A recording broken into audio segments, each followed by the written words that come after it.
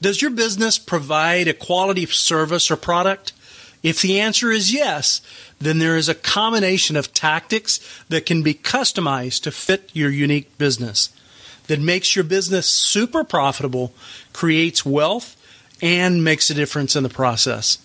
I know this because I've built a few tiny businesses to more than $70 million. You're listening to the Entrepreneurs Radio Show. Conversations with self-made millionaires and high-level entrepreneurs that will grow your business.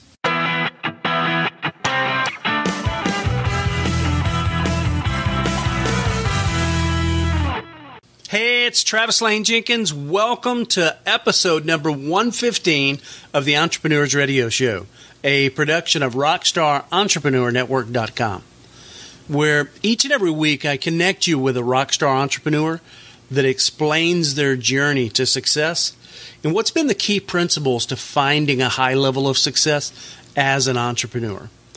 Now, today I'm going to introduce you to the brilliant Mark W. Schaefer. Although before we get started, I want to remind you that there's 3 ways that you can take these interviews with you on the go: through iTunes, Android, or Stitcher. Just go to RockstarEntrepreneurNetwork.com and click on the link right there on the menu bar for whichever platform that you use to listen to podcasts. And of course, those links will take you directly to the podcast where you can subscribe to the show if that's something that you want to do. Now that we've got that stuff all out of the way, what do you say we get down to business? Without further ado, welcome to the show, Mark. I am delighted to be here. Man, we're going to have some fun today. So. Would you mind giving me the backstory of how you found the success and what brought you to today? Well, I've been very fortunate that I've had wonderful experiences in my life that prepared me to take on a lot of different challenges. I worked for several decades in the corporate world, and a lot of people, natural entrepreneurs, rightly so, kind of have an attitude that, well, I can't work for the man. I just can't work in that kind of structured environment. Right. I never really had that. I mean, I had a high tolerance for the bullshit. You're talking to one of those people too. I didn't. I looked at it this way, Travis. I thought, you know what? Part of my pay is dedicated toward tolerating bullshit. It's just part of my job. Right. And the reason that I didn't strike out on my own earlier was that, honestly, I was afraid I would not know when to stop working. And isn't that something that's also kind of a concern of a lot of people? And in some ways, Travis, it turned out to be true. It's a common problem, right? It's a common problem. It really is. It really is. And anyway, so I had lots of great experiences. I got to work globally and work on global teams and product launches. I got to work in kind of an entrepreneurial R&D kind of setting within a big company. And then I just kind of got the bug, and I started doing things on my own. It just started out small, kind of doing different consulting things. And then I ran into a personal situation where the company wanted me to move to Switzerland.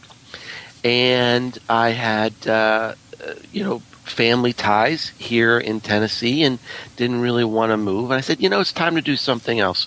So I started teaching, started my own business, actually started, consulting with a lot of entrepreneurs and startups, and never looked back. And so how smooth was that transition? Because typically if you've been in the corporate world for a while, and it sounded like you had been, you really climb the ladder and you're making some pretty good money. How do you make that transition from making pretty good money to eating what you kill? And how smooth was that transition? That's a really key question, because that's something that I see that a lot of people overlook. And when I made this decision, I basically said, "Can I be broke for 2 years?" And I like that. And one of the key life transitions for me here, Travis, was at that point I had my kids' college education paid for. Mm-hmm. I mean, they were old enough. I was financially solid enough that I could take a little risk, that I could grow the business right and not be in some desperate place. So, just from a lifestyle perspective, from a point in my life, I had a lot of the big debts accounted for. And so it was a good time for me personally to try something new. The transition, because I was smart about it and I was patient about it and I didn't have a sense of desperation. It really worked out pretty well. And it's funny because shortly after I started the new business, I saw this article in the New York Times that talked about, five ideas for making this transition and starting your new business. And almost by luck, I had done a lot of those. And it's some of the things we've already talked about, looking at the finances very rationally. One of the things that also suggested is starting to do some teaching, because teaching provides a little bit of income on the side, also provides job leads, new opportunities. And it's something I had wanted to do anyway. I had started to do some teaching on the college level anyway. And so I just kind of fell into some of those things. And the transition went pretty well. I think my timing was good and my message resonated with a lot of people. So, the teaching does several things. It obviously positions you as an expert because you really need to know what the heck you're talking about in order to teach it. Yeah. And like you said, it is a great way. It's kind of a lead magnet, right? Yeah, it really is. I mean, and I was fortunate enough to be teaching in an MBA program that attracted mid-level managers from big companies. Ah, nice. And so even today, I'm getting connections, calls from people who might have taken my class 2 or 3 years ago and said, I remember you and I remember how effective you were, and I still think about the things you taught us, and I'm finally in a position where we could really use your help. I'm in a position to hire you. Mm. So that worked out well. Yeah. The and that I like that because I went through the same process. My very first business, I told my wife, I said, we're just going to have to prepare for me not to make any money for a couple of years. But we're just going to have to be okay with that. Yeah. And, I was very young at that time, and we just eliminated going out to eat. We eliminated all of the unnecessary stuff, and we just did without. And, and that gets harder and harder to do the older you get, right? I made that jump when I was 25, and a lot of people, the older they get, the more afraid they are making that jump unless they have managed to save some type of nest egg, like it sounded like you had. What I like what you're saying, Travis, is that this was really a family decision for you. Uh-huh. And I think that's important because the spouse suffers right along with you. Right. And I was fortunate in that my wife was very supportive, very understanding. She believed in what I was doing. And as luck would have it, I turned out to be luck. I didn't think it was luck at the time. But one of the things that I was kind of counting on was that my wife had an income too. Right. Well, I think it was about a year, maybe 18 months into my business, she lost her job. Mm. And so, but it kind of coincided with that 2-year bump where things were starting to go really well, and I needed help. So she started helping me with the business, right, and kind of came on board with the business. So I didn't think it was a lucky thing at the time, but as it turned out, it worked really well because she's become a very, very important part of the business. I couldn't do what I do without her. And, the tone of the business certainly would be different if she hadn't lost her job. Right. There's nothing wrong with serendipity meeting hard work and preparation, right? Yeah, that's right. That's exactly right. Yeah, good stuff. I went through a similar thing. So the first year, I just poured my heart out and made a lot of mistakes, didn't make a whole lot of money. Probably, I think we did something like $125,000 gross revenue, but that was a business that had a lot of COGS, cost of goods sold. So which that basically means that I netted virtually nothing, right? Other than some great experience. But every year we doubled. And then 100%, and then some years 200%, and then 400%. Wow! And brought my wife on board. She was working at a bank, and one day I called her and I said, "Hon, I just can't handle this thing anymore. I need you to come give me a hand." So a very similar trajectory. I completely understand. So that success, you get beyond those 2 years. When did business really start scaling for you? It really was I had a similar experience where when I look back at the numbers of where I started, I thought, boy, I was really gutsy to stick that out because it really did it build it builded exponentially almost just as you experienced. Mm-hmm. But I mean, literally, I really had to have a shift in my perspective. I had to have a shift in my lifestyle for 2 years, and if you don't have your family prepared for that, then you are bound to fail. And unfortunately, I was just coaching a young man who didn't do that. He it was one of these situations where it was like, screw you, I'm leaving this job, I'm starting out on my own. He wasn't ready. Right. He hadn't worked nights and weekends to get something going. He didn't have any potential customers kind of in the bag. Mm-hmm. He didn't have a plan. He didn't have any structure. He didn't have the financial resources. He didn't think it through. He didn't have the buy-in from his spouse. And he crashed and burned and went through a very, very stressful period. And, my recommendation to him was, you're not ready. You've got a family to feed, and you need to find work right now. Get any work that you can, and start, do the nights and weekends thing, and get ready like most people do. Mm-hmm. Right. What I come to realize some years later, and I'd really be interested to see if you view it the same way, is those first couple of years were actually me putting down roots, and building a deep root system. I didn't realize it at the time. Oh, yeah. But I was building a deep root system and once that root system was established, my business was able to take off. That doesn't mean that I didn't have challenges along the way, but once we established that root system, it was able to flourish. Do you agree with that?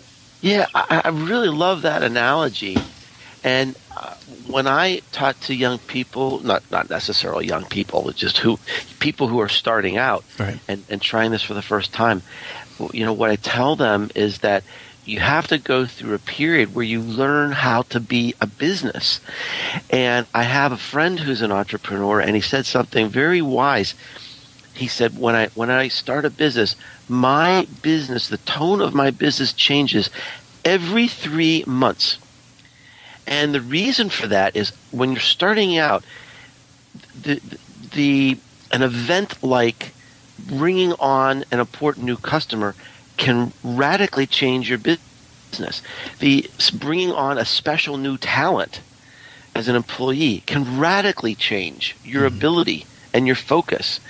And one of the things I learned was I had a very solid idea. I had a very solid business plan when I started my business, and had done some preparation, had done some research. But when I got into it, after about 6 months, I realized there were aspects of this that I hated to do. I was bored, and I didn't really know it until I got deeply into it. And so I had to shift, I had to pivot. And like I said, I brought on some new customers who were asking me to go a different direction. And it was a direction that I was probably more suited for my talents. So I think those are the roots that you're talking about. And that certainly happened to me too. Right. So transition me to how does this path that you're going down, how does that lead to writing the book? And tell us about the book. Well, I think at the heart of what I do, my elevator speech is basically, I'm a teacher. I mean, literally, I'm a teacher at Rutgers University. Right. but in my consulting, in my speaking, when I blog, and also when I write my books, I see that as all opportunities for me to take these decades of experience that I've had and the wonderful educational opportunities I've had, and help people and share it with people, and that it's so rewarding. And I find that when I just trust and give away my information, give away my content and my advice, that builds trust, that builds authority, and it attracts people to me in a way that they want to hire me. Right. The new book is called Social Media Explained, and it solves a problem for me and also for many of my customers, because what I find is that even though social media marketing you would think would be fairly mature by now, I mean, it's been around 4 or 5 years, right, many businesses are still struggling with the same questions, the same problems. How do I measure this stuff? How do I get started? How do I find the time for this? And I think there's also some fundamental misunderstandings about what this stuff can really do. So over a period of years, I kind of generated this workshop to get people started in a very logical way, in a way that fits most company cultures. And I kind of turned that workshop into a book. And it just explains social media and how it fits into business unlike anything that's out there. It's easy to understand. It's fun to read.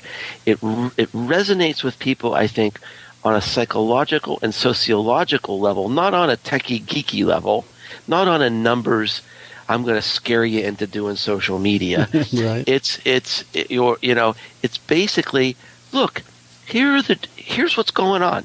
Here's the psychology behind social media. Here's how people are building relationships through these new connections. Doesn't that make sense to you? Mm-hmm. And I've got an amazing response to the book. And what has surprised me a little bit is not only are entrepreneurs and business people who are just starting out on this really loving the book, but even experienced people are loving the book, and they're buying it in bulk for their customers to say, here, this is really going to help you understand this. Well, something interesting about you writing the books. Now, first thing I want to clarify before I make this statement. So you create a workshop, and then from that workshop you create a book. Did I understand that right? Yeah. In this case, that's exactly right. In this case, that's what happened. And if you think about it this way, if you give, let's say you give a talk about something that you're passionate about, and you give a speech, to a local industry group or to your chamber of commerce or wherever you're networking. Mm-hmm. If you record that speech and get it transcribed through, some crowdsourcing thing or something, you probably have 30,000 words. That's a book. Right. A full-sized hardcover book is probably 65,000 words. So, if you can give a speech about a topic that you're passionate about and have that transcribed, I mean, that's a good sized book. So, and for me, it helps me get clear. It helps me become concise. By giving this workshop over and over again, I get feedback from people. I get questions from people that help me create better content. And then it kind of gets to a point where, okay, I know what I'm going to write about. I also, before I wrote the book, I also floated some of the ideas on my blog. And that was very interesting because people would say, hey, well, that's really a great blog post. Those are great ideas. Here's some more ideas. Well, guess what? Those ideas showed up in my book, too. I like that. So basically crowdsource the content. Exactly. One of the things that I was going to say beyond what you're talking about is I think that writing is more of an important skill set now for especially thought leaders and business owners that really want to teach. You really need to teach to understand the importance of writing. And I want to bring this home by saying I'd always had a natural ability to convey a message, although I never put the time and effort in writing into learning how to write. And not necessarily writing according to my English teacher, but some of the most brilliant people out there that have written really great things, Gary Halbert and other stuff like that. I started writing on topics that I've generated $30, $40, $50 million off of. So you'd think that my depth of knowledge would be as deep as it possibly could be, right? And as I started writing on these topics, I got to where I knew them at a level of intimacy upside down. The writing and editing process is something happens there. Yeah. And it evolves you in a way that is hard to put to words. Mm-hmm. But it floored me that I had newfound discoveries of something that I generated so much revenue off of. Have you experienced that same thing? Oh, absolutely. Absolutely. And I also want to add here, before we flesh out these ideas, that I do think it's something for businesses to consider, the idea of not necessarily just writing, but creating some sort of content that helps people and teaches people. Right. And if you're not a good writer, it could be videos. Mm-hmm. If you're not comfortable in front of a camera, it might be a podcast. I mean, a podcast like you're doing right here. You're creating wonderful, valuable content that helps establish a voice of authority for you and creates value for your customers. So, I think there are different ways to create content. If you don't enjoy writing, there are other options. But to answer your question, I do agree with you that writing is very important to me. It helps clarify my thinking. It almost like codifies right. Where I want to go or what I want to say. Right. And let's say you're coaching somebody or you're teaching somebody. Well, if you write about it first, it forces you to think, what are the important things I want to convey? If I had to boil this down to 3 points or 5 points, what would they be? So it helps me in lots of different ways. Right. And also, probably the most important thing is it's for me personally, it's a very, very important marketing tool because people are attracted to my content. Right. Yeah, and the writing applies to everything. It's the intros and the outros of the show that you're creating. It could be the script on a video. It could be the autoresponders. In this day and age, if you want to reach a large group of people and teach, you're going to have to learn some of those writing skills, and you'll find a new piece of you and a new level of understanding that I don't know of any other way that you can reach. And you can take those ideas and reflect them on paper. A lot of people don't realize that sometimes a well-written, let's say a 3 or 4 or 5 page document could be edited 120 times. Most people don't know that. You can take content in blocks and move it down to where it's flowing properly. And it just allows you exactly what you were talking about, codify your thoughts and kind of move things down. And I just can't say enough about that. Hey, just think about the difference between creating. It's not just content, but it's content that moves. It's content that's being shared and it's being discussed. Think about the power of that versus advertising. Right. So, and I'm not saying there's not a place for advertising. Absolutely there is. But, if you take out an ad and say, well, look, we've got the best sandwich in town, or we've got the best service in town, or the best whatever. And if you're creating content that people enjoys, and they enjoy, and they tweet it, or they share it on Facebook, or they comment on it, and they're saying, look at this. This is something I believe in. This is something I'm learning from. And they're spreading it. You're not spreading it through an ad. You're having organic advocacy for what you are doing because you're helping people and you're sharing content with them. It's a very powerful opportunity that we have today that we didn't have 5 years ago. Right. And so what happens is instead of talking at them, you're talking to them. Well, hopefully you're talking with them. Right. Yeah, that's what I mean, engaging. Yeah. Because I've gotten very cynical about so many things that come on TV these days because it's just broken down to the lowest common denominator, and almost everything is talking at you.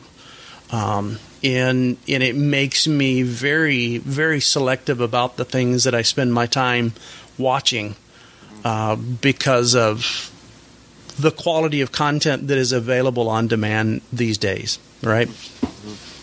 One thing that really was interesting to me is the fact that you studied under Peter Drucker. Yeah, that was quite a highlight of my life. Wow. What were some? I know there's probably a vast majority of things that you learned, but what was some of the most compelling things that you took away and applied in your career?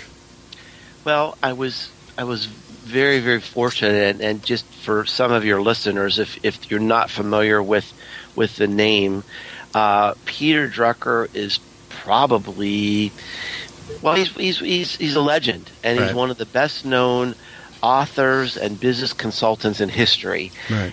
He wrote the very first book on management and really looked at management as a discipline. But he's also written amazing books on marketing and on strategy, even human resources. And so I got to take classes from him over a period of 3 years. He was, more or less at the end of his career at that point. Mm-hmm. But he would lecture about his books. Basically, he would have one class, one semester devoted to studying his books. So we would read his books, and then he would lecture about his books. So it was really, really an incredible opportunity. I think one of the biggest lessons I learned from him is that he taught through the case study method. So in addition to teaching about his books, he would also introduce very, very detailed business case studies, just as they do. It's one of the famous ways that they teach at Harvard. Mm-hmm. And so we would dig into these case studies, and many of the experienced business people in these classes would have the tendency to want to solve it, right? They'd want to solve the problem. They'd want to have the answer. And he would just beat us up relentlessly on that. And he said, what makes you, so arrogant that you think you know more about the people in this case? Your job as a leader isn't to have all the answers. It's to have the right questions. And he just beat that into us to the point where it really became part of my DNA. And I think this is what really helps me a lot as a business leader and as a consultant. Because if you can go into a complicated situation and not try to necessarily solve the problem right away, but to ask the right questions, to dig deep, to find the root causes, to have your clients almost solve the problem themselves by finding the answers. Right. That is a lot more effective in the long term than going in and thinking, again, as Professor Drucker used to say, just having the arrogance to think that you've got all the answers. Excellent point. Very few people spend the time doing that. Yeah, and I think in some ways it's almost un-American. How's that? Because, where, the American way is to, go in and, be the cowboy coming in with the guns blazing. Solving the problem, having all the answers. Right. And that's not necessarily the collaborative style that works best in a business, especially if you're coming in as an outsider, like I do very, very frequently. And I'll also just throw in here, Travis, since you brought up Peter Drucker, that he wrote a book, and I was so fortunate that this was one of the books that he discussed in his classes, called Entrepreneurship and Innovation. And for your listeners, if you haven't heard of this book, I think it's the best book ever written. And one of the gifts that Professor Drucker had is he could take incredible complexity and distill it down into its essence, into the simplest, most understandable terms. And I think that's what he does in this book, and I love it. It's one of my favorite books. So if you haven't heard of that one, check it out. What was the name? Entrepreneurship and Innovation. Oh, okay. Entrepreneurship and Innovation. Yeah. And he talks about innovation as a process, and I think that's a really important concept as an entrepreneur. And I mean you've had a series of ideas. You've started a number of different projects and businesses, and so maybe it comes natural to you to have a process for discovery, a process for innovation. And what Professor Drucker talks about in this book is, how do we institutionalize that, in our companies? And I think that's important. No, it was a learned process for me, and it was learned through lots of errors, lots of desires to want to eliminate as much of the learning curve and take the lessons. Unfortunately, I've had to learn some lessons several times, and as I got older, I got better because through frustration, I got better at not relearning the same lesson, and as I stood back, I built my first business to a level to where I didn't constantly have to be in the business, and that allowed me to shift and start looking at systems and what I was missing. And through that came systems for evolving, and it just happens over time, right? I love, and also now I made a big mistake. I was a terrible student in high school. I was, of course, young and I knew it all, and didn't want to listen to anybody. And although I caught I realized the mistake that I made when right around 21 years old, and I tried to undo the poor decisions of being a poor student at school by reading as much as I possibly could. And so I made a commitment to constantly read self-improvement and self-help books that taught me skills, and that's really what turned it around for me and gave me the insight. And my first book was Napoleon Hill's Think and Grow Rich. Mm-hmm. All right. Well, that was actually my second book. My first book was Psycho-Cybernetics, but you know, the lessons of our forefathers, even from the 1800s and early 1900s, are still extremely valuable lessons that I think a lot of younger people misperceive as old advice. You know, and it's the nucleus of what makes you successful. You agree with that? Yeah, it's funny because I'm reading a book right now that is one of the best books on entrepreneurship I've ever read. And so let me describe somebody and see if you can even guess who it is, who this book is about. This is a guy who was basically kind of a creative genius. He had this intense focus and this vision. He was relentless. He was very difficult to work with. Steve Jobs. Doesn't it sounds like Steve Jobs, doesn't it? Yeah, it does. He drove his people into the ground. Mm-hmm. It was his way or the highway. Right. He was so obsessed with quality and design. Henry Ford?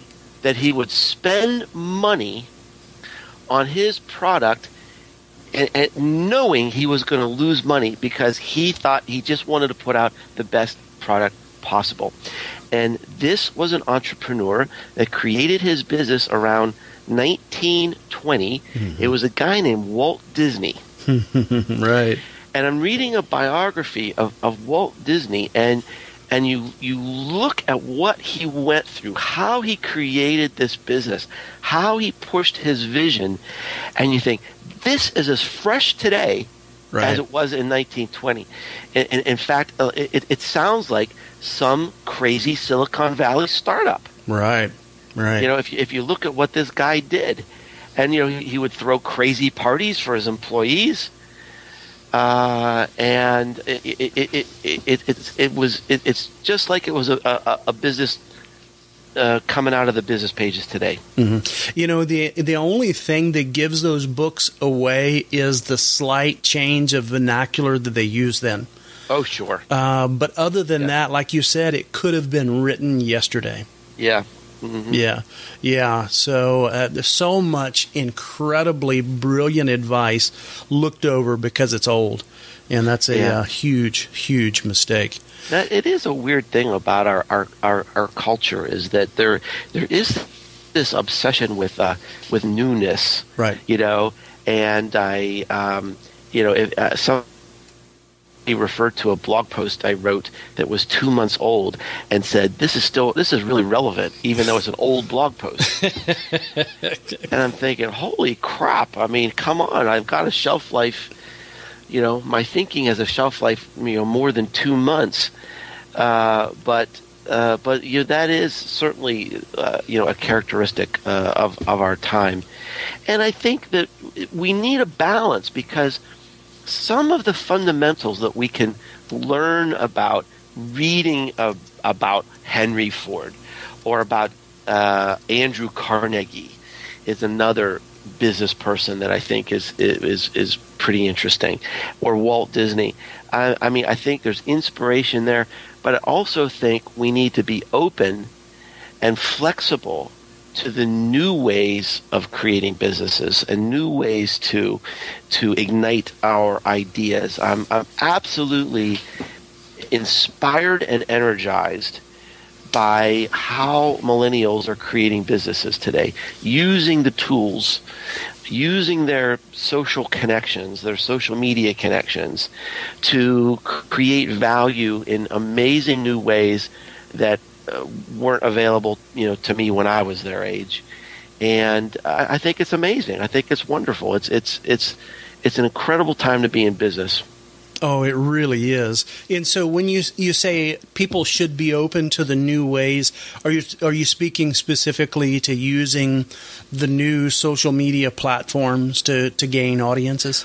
Yeah, I think that's part of it. Let me give you an example. I met a young lady in New York a few months ago. She was 26 years old. And I think if you look at what she's doing, it just will blow apart any paradigm you might have about creating a business, from 5 or 10 years ago. So she's 26 years old. She does not have a college degree. She's never taken a class in business. She has created 3 businesses. One is a restaurant, one is a line of clothing, and one is a company that publishes children's books. Seemingly, there is no focus, there is no direction. She doesn't have experience. She doesn't have the business education, and she has created 3 successful businesses. So you dig deep and you say, well, how is she doing this? And if it was just a one-off, I'd say, okay, maybe she got lucky. Right. But I'm hearing these stories over and over again. And I asked her, how did you learn how to do this? She said, I Googled it. If I don't know how to do something, I Google it, I learn, I solve the problem, I move on. I said, how did you finance this? Kickstarter. I don't need a bank. All I need is a good idea and vision and passion and hard work. And I can find the money to make this work. How did you find all these amazing employees who are helping you? Well, through my social connections. I have friends at Microsoft and Google who these are their daytime jobs, and then at night they put in time to help me with my online projects because we're friends and they're passionate about what I'm doing and they want to share in my success. And I mean, I hear that time after time, story after story. I met last year at South by Southwest a young guy. He was absolutely broke, living in a small 1-bedroom apartment in Belgium. Had an idea for a business. He had no assets, no college degree, but he had a great idea, and he taught himself how to code, and he created this business. And in 18 months, he got $3 million in venture capital, moved to San Francisco, and his business was recently bought by a bigger company. I can't remember what it was purchased for, but the guy's 23 years old now, and he's a millionaire. Using tools and business connections that were unavailable 5 years ago. Right. So, I mean, that's what I mean. We have got to look at the opportunities and be open to the new paradigms for business and see how it might relate to what we're doing or what new opportunities it could create. Yeah, I completely agree with you. The ability to scale a business is much easier now than it was several years ago. Yeah, I completely agree with you. So you had kind of preempted one of my questions earlier, and I want to see if you have anything else to add to it. I was going to ask you what book or program made an impact on you related to your business that you had recommended. One of them was the Entrepreneurship and Innovation. Do you have any other books that you'd add to that list? Well, there've been a lot of different books, and curiously, the books that have the biggest impact on me aren't necessarily, the self-help books or even the business books. It's history books and biographies. Mm-hmm. It's books about businesses and transitions and biographies of business people and entrepreneurs, and even political leaders. Mm-hmm. That really teach you how to navigate the world. And how to be effective in a very complex environment. Right. I do like Peter Drucker's books an awful lot. They had a very big impact on me. Mm-hmm. One specific book of his come to mind for you that you'd highly recommend?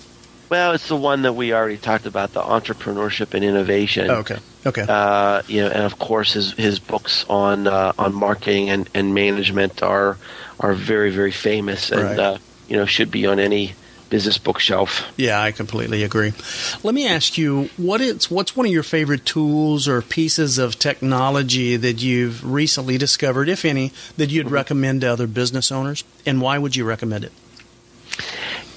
That's a great question, and I'm going to give you a very surprising answer. I like this. I have a podcast of my own called The Marketing Companion, and we do it twice a month, and I'm fortunate to have a partner on the podcast. He's a super, super smart guy called Tom Webster, and our podcast is dedicated toward marketing and marketing ideas and technology. And so we decided to do a podcast on marketing life hacks. What are the tools and what are the technologies that we use most to become more productive? And one of the tools that both of us used almost more than any other technology, and it seems so simple, is Microsoft Excel. And I know that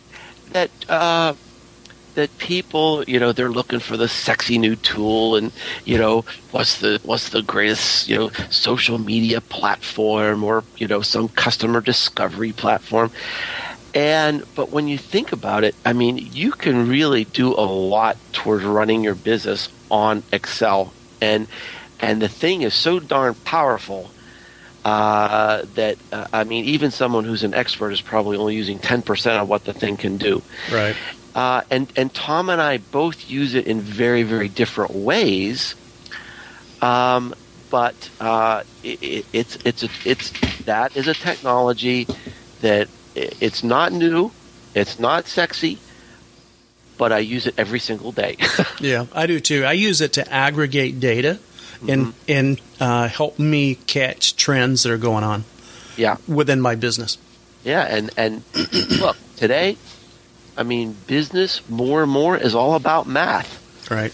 It's about catching, looking at the data and seeing there's opportunity in the numbers. What did you expect to be there that's not there? Right. What pops up that says, "Ooh, that's kind of interesting. Maybe we ought to do more of that." Exactly. So, again, just I know it's not the technology you would expect me to talk about, but I think it's the truth. It's the platform. It's the platform I use every day. Yeah, it is what it is. That's why these things aren't pre-planned. As I want people to say whatever it is that works for them. Mm-hmm. I think there's nuggets of wisdom in everybody's advice that has accomplished things and are teaching and inspiring others to do the same through their own business or platform or whatever their effort is. What if you? One other question that I had for you is, what quote would best summarize your belief or your attitude in business?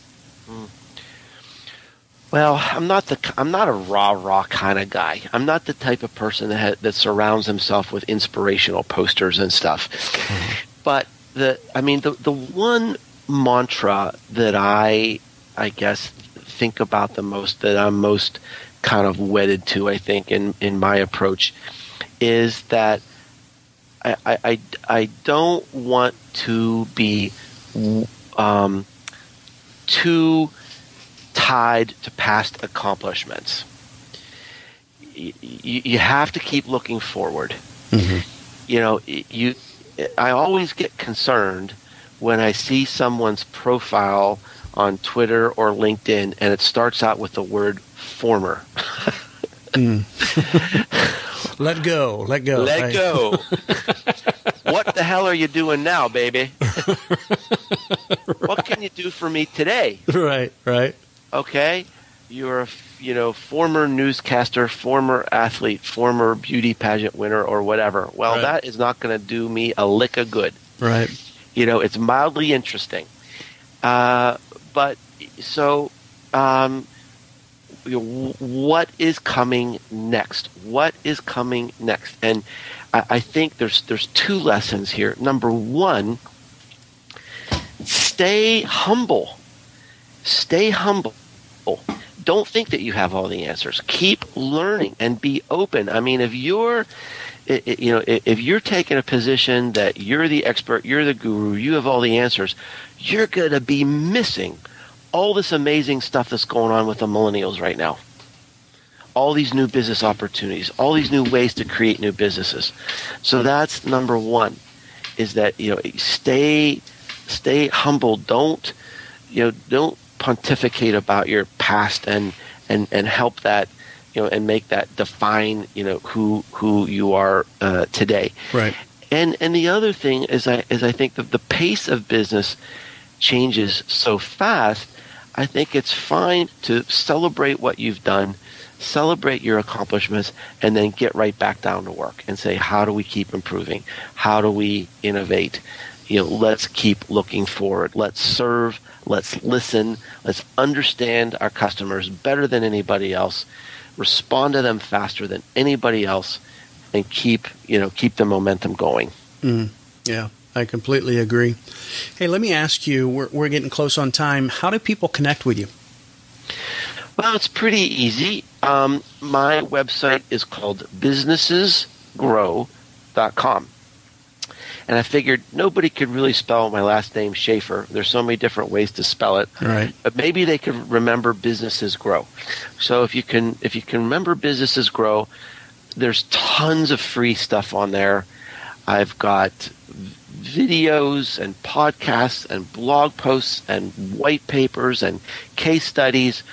There's lots of different ways to connect with me. You can find, my Twitter connection on there, my blog, my Facebook connection.